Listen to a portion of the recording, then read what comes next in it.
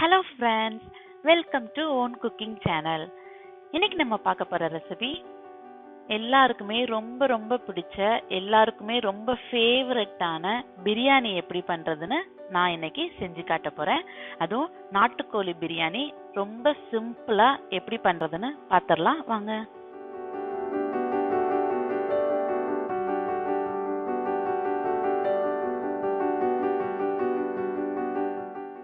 இப்ப இந்த டம்ளருக்கு 2 டம்ளர் பாஸ்மதி ரைஸ் எடுத்துக்கிறேன். இதை நல்லா வாஷ் பண்ணிட்டு முதல்ல தண்ணி ஊத்தி இதை ஊற வச்சிருங்க.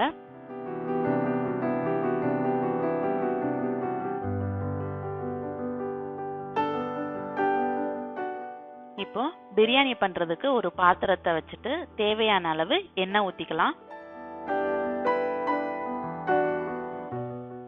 எண்ணெய் சூடானதும் 3 அன்னாசி பூ, 2 பிரிஞ்சி இலை, ஒரு சின்ன பட்டை, 4-5 கிராம்பு போட்டு நல்லா ஃப்ரை பண்ணிக்கோங்க. இப்போ ஒரு பெரிய சைஸ் வெங்காயத்தை நீளமா கட் பண்ணிருக்கிறேன். 3 பச்சை மிளகாவை 2 கீறி வச்சிருக்கிறேன். இப்போ இதை போட்டு நல்லா வதக்கிக்கோங்க.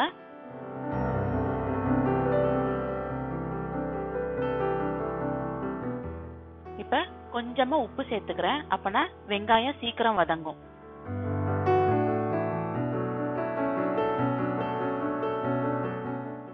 வெங்காயம் இந்த அளவுக்கு வதங்கினதும் 2 டேபிள் ஸ்பூன் இஞ்சி பூண்டு விழுது சேர்த்துக்கிறேன்.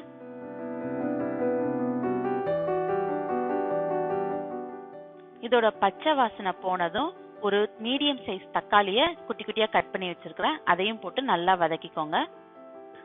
ஒரு மூடி போட்டு வதக்குனீங்கன்னா தக்காளி டக்குன்னு வதங்கிரும். இந்த அளவுக்கு வதங்கி நல்லா எண்ணெய் பிரிஞ்சு வந்த உடனே 1 டேபிள் ஸ்பூன் மல்லித்தூள், 2 டேபிள் ஸ்பூன் மிளகாய் தூள், இது வீட்டில் அரைச்ச குழம்பு மிளகாய் தூள் சேர்த்துக்கிறேன். அது பச்சை ஸ்மெல் போற கேப்ல ஒரு பிரிஞ்சி இலை, 2-3 அன்னாசி பூ, 4-5 கிராம்பு, ஒரு பட்டை, ஜாதிக்காய், அதோட ஃப்ளேவர் சூப்பரா இருக்கும். ஜாதிக்காய் இருந்துச்சுன்னா அதையும் கொஞ்சமா சேர்த்து இது எல்லாத்தையுமே ட்ரை ரோஸ்ட் பண்ணி நல்லா பொடி பண்ணி வச்சுக்கோங்க. நல்லா ட்ரை ரோஸ்ட் பண்ணிட்டேன். இத பொடி பண்ணி இதையும் இதோட சேர்த்துக்கோங்க. ஃப்ரெஷ்ஷா அரைச்சு சேர்த்தீங்கன்னா அந்த டேஸ்ட் ஃப்ளேவர் சூப்பரா இருக்கும். இதே மாதிரியே ஃபாலோ பண்ணுங்க. இப்போ 2 டேபிள் ஸ்பூன் தயிர் சேர்த்துக்கிறேன். தயிர் சேர்த்தா சிக்கன் நல்லா சாஃப்டா வேகும். அதனாலதான் நான் 2 டேபிள் ஸ்பூன் தயிர் சேர்த்துக்கிறேன். இப்போ கிளீன் பண்ணி வச்சிருக்கிற சிக்கன் சேர்த்துக்கிறேன். இது 1/2 கிலோ சிக்கன்.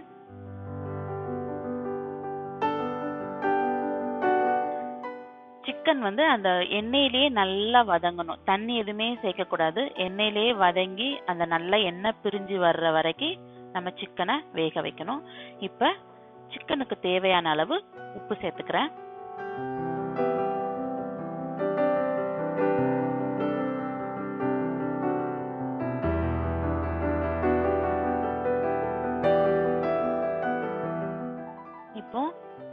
கொஞ்சம் புதினா, கொஞ்சம் கொத்தமல்லி, இத 2யும் கிளீன் பண்ணி வச்சிருக்கிறேன். அதையும் சேர்த்து நல்லா வதக்கிக்கோங்க. இதோட வாசனை சூப்பரா இருக்கும்.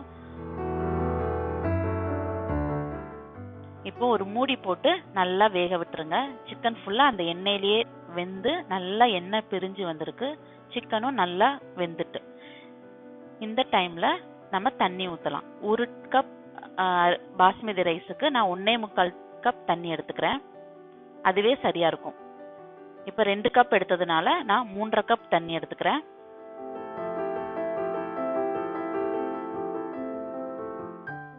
இந்த டைம்ல நீங்க உப்பு எல்லாம் கரெக்டா இருக்கான்னு டேஸ்ட் பண்ணி பார்த்துக்கோங்க. இப்போ ஊற வச்ச ரைஸையும் போட்டுக்கிறேன்.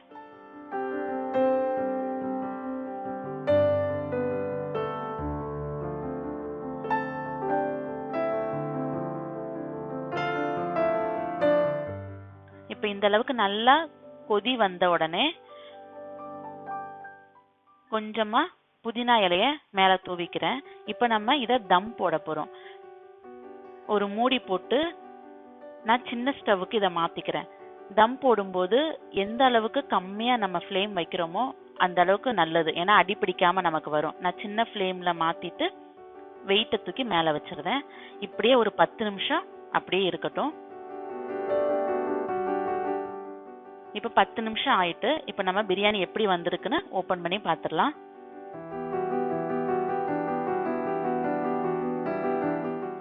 சூப்பரா ரெடி ஆயிருக்கு.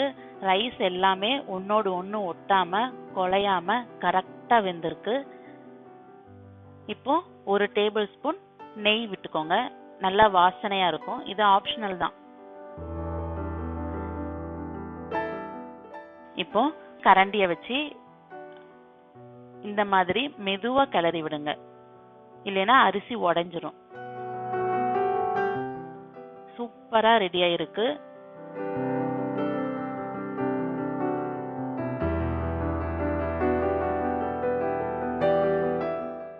அந்த ஃப்ளேவர் சூப்பரா வருது. இப்போ நமக்கு நாட்டுக்கோழி பிரியாணி ரெடி ஆயிட்டு. நீங்களும் இதை வீட்ல ட்ரை பண்ணி பாருங்க. ட்ரை பண்ணி பார்த்துட்டு உங்க ஃபீட்பேக்கை எனக்கு மறக்காம கமெண்ட் பண்ணுங்க. ஓன் குக்கிங் சேனல் உங்களுக்கு ரொம்ப பிடிச்சிருந்தா சப்ஸ்கிரைப் பண்ணுங்க. பக்கத்துல இருக்கிற பெல் பட்டனையும் கிளிக் பண்ணிக்கோங்க. அப்படியே உங்க ஃப்ரெண்ட்ஸ் அண்ட் ஃபேமிலிக்கும் ஷேர் பண்ணிக்கோங்க. ஓகே ஃப்ரெண்ட்ஸ், நெக்ஸ்ட் ஒரு இன்ட்ரெஸ்டிங்கான ரெசிபியோட நான் உங்களை மீட் பண்றேன். அது வரைக்கும் பாய்.